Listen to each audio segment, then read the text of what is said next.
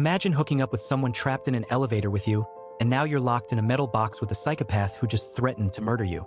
Jennifer finishes work late on a Friday night planning to catch a flight to New York for Valentine's Day weekend to surprise her ex-fiancé. She's one of the last people left in the office. She writes him an email, then grabs candy and leaves. At the same time, Guy is also getting ready to leave work. They both end up waiting for the elevator together. Jennifer gets on at the 49th floor and Guy joins her on the 42nd. He immediately starts chatting and joking with her. She replies politely but doesn't seem interested in conversation. Guy shows her an etching on the wall when the elevator suddenly stops. He tries the buttons and alarm, but nothing works even though the electricity seems fine. Guy tries opening the door, but that doesn't work either. They wave at the operational camera and still nobody responds to their calls. To make matters worse, neither phone has service because they're 4 stories underground. Jennifer wonders where building security is, worried she'll miss her flight. 15 minutes later, they try calling for help and banging on the door, but nobody hears them. Guy gets the idea there might be an escape hatch, so Jennifer awkwardly climbs on his shoulders to check the ceiling. She hurts her hand banging on it, so he puts her down. But what neither of them knows yet is this elevator was stopped on purpose. 1 hour later, Jennifer realizes she'll never catch her flight,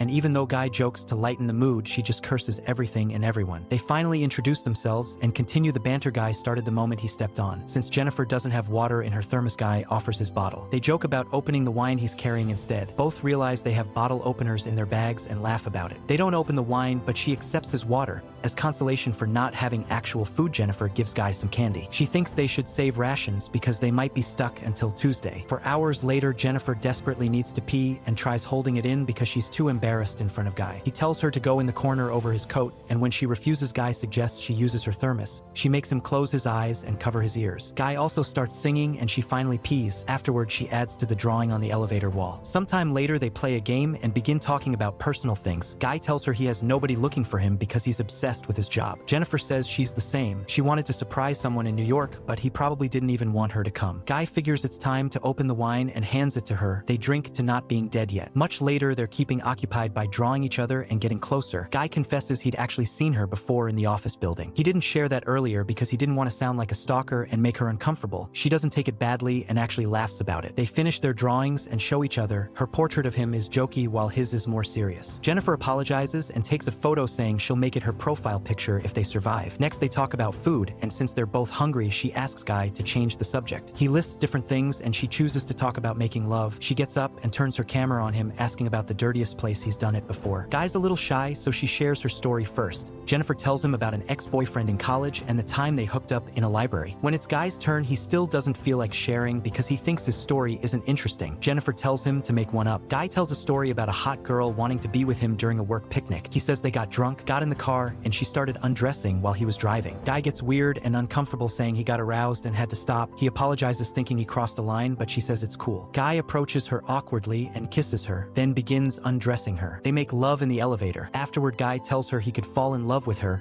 but she gets away from him. Jennifer explains she wants to get back with her ex. That was the reason for the New York trip, to patch things up and make everything better. Unlike Guy, she thinks even though their encounter was fun, they should keep it casual because what she has with her ex is real. Jennifer is honest about how she feels and what her previous relationship was like. Guy thinks they connected and her ex doesn't deserve her. She gets mad because she clearly still loves him and tells Guy when they get out, they'll just go back to their separate lives. Guy keeps insisting they were meant to be together and begins crying because he feels alienated even though they're locked in a box together. Suddenly, something flips in him and Jennifer can feel it happen. Here's where the real nightmare begins. Guy begins telling her the truth about who he is. He lied about where he worked and about his name too. The man says he didn't just notice her, but actually saw her every single day at work. He takes out his phone and shows Jennifer security photos he has of her, listing out times and dates. The guy even has a video of her getting into the elevator that night. Jennifer is terrified. He explains he's actually the building's security guard and gets angry, saying nobody ever notices people like him. She didn't even recognize him even though he works at the front desk. He thinks he knows her more than her ex and reveals he planned everything that happened that night. The man takes out a key and unblocks the elevator. Jennifer can't believe what he did and says she'll call the cops and he'll rot in jail. He doesn't like that, so he grabs her and they struggle violently. Flailing her legs during the fight, Jennifer breaks the elevator key. They continue fighting and she knocks him out with her shoe. Jennifer is afraid she killed him, so she approaches to check when he suddenly jumps up and knocks her down. They both remain unconscious in the elevator. After a while, Jennifer wakes to find the man already conscious. She asks why he did it. His reasoning is he wanted to get her her away from everything so they could connect on a human level. He says they didn't just have a date, but an entire relationship during the weekend stuck together. Jennifer thinks he won't get away with it because someone will surely come to get them out. Unfortunately, she finds out the guy took all shifts for the weekend and the 2 other guards won't come in until Tuesday. Jennifer asks what he'll do and he says he'd rather kill her than go back to prison. He claims he never forced her to do anything, but Jennifer tells him he kidnapped her. That sends him into a rage spiral. When he calms down, he opens the present Jennifer bought for her ex-fiancé. He finds a shirt and a box in the bag. The guy puts the shirt on and tells Jennifer to open the rest. She opens the box, revealing cigars complete with necessary tools like cigar scissors and lighter. He lights a cigar and taunts Jennifer further, even saying she could have gotten her ex back with all the nice gifts. In a gust of irony, he wishes her a happy Valentine's Day. Sometime later, the guy apologizes to Jennifer for scaring her and asks if they can reconcile. He asks for another chance and tells her she doesn't have to answer right away, but to think about it. The guy comments on the travel ad playing in the elevator, saying the people in the video look happy together. He tells Jennifer he'll take her to that resort one day. He's bothered by the neon light that isn't working, so he breaks it with Jennifer's thermos. The guy realizes light bulbs under ceiling panels must get replaced sometime. He thinks he can get that panel off and escape through there. As he breaks it open with the thermos, Jennifer stands up next to him. He asks Jennifer to give him a boost to get up there, promising he'll come back for her. However, Jennifer thinks it would be easier if he gives her a boost because she doesn't have enough strength. He doubts she'll want to come back for him and she'll call the cops. Jennifer tells him everything he wants to hear and convinces him to give her the boost. She gets on his shoulders and pulls out of the elevator. The guy tells her where the ladder and door are happy they finally managed to escape. Jennifer turns around and gives him the middle finger, pissing him off. As she climbs the ladder, he finds a way to get out too. The guy binds 2 pieces of clothing together and throws them over the elevator beam. Jennifer is already moving toward the door as he starts climbing up. He yells that she'd better run because now she's gonna die. Jennifer gets close to the door when he reaches the level she's on and follows her. She opens the door and screams for help. Then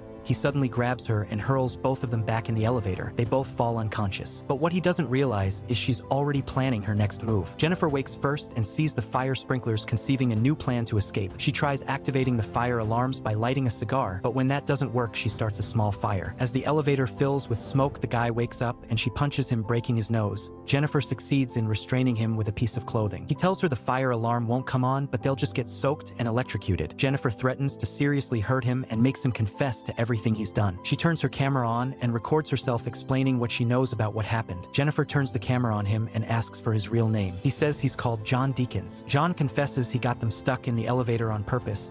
He even etched the drawing on the wall. That Friday, he used the key to stop the elevator while she wasn't looking. Jennifer makes him admit to trapping her. John admits to trapping and kidnapping her. She keeps questioning, so he confesses to the camera everything he did, from hitting her head on the ground to throwing her against the wall. Jennifer asks why, and John says he just wanted a date with her. If he'd asked her out normally, she would have turned him down. John tells her who he was before becoming a security guard. He was an accountant working for a big firm and was a real hotshot. John reveals the story about the girl in the car was true, but it ended differently than what he implied. He ended up missing an exit and drove straight into a ravine. The car flipped 7 times until it was stopped by a tree. The girl was dead on impact. John got only 6 months in jail because he had resources to keep himself out. When he got out, the only job he could get was as a security guard. After a few months, he wanted to be himself again and feel it for a little while. Jennifer still doesn't understand why he chose her. He says it's because she's great. Monday arrives and they're still trapped. One of the other security guards, Eddie, takes his new girlfriend to the building to show her the roof. When they walk inside, he looks for John, and when he doesn't find him, he checks the security monitors. Eddie sees John and Jennifer are stuck in the elevator, waking them both up. Jennifer begs him to get them out of there. He says he'll come down and get them out while his girlfriend falls asleep on the couch. Eddie gets to the elevator and pulls the doors open with a crowbar. Jennifer wants to get out, but he tells her he needs to open the doors completely first and moves away. Suddenly, John knocks her out. He tells Eddie he's there, and Eddie gives John his keys. John says it's not working, and Eddie says he'll climb in to help them.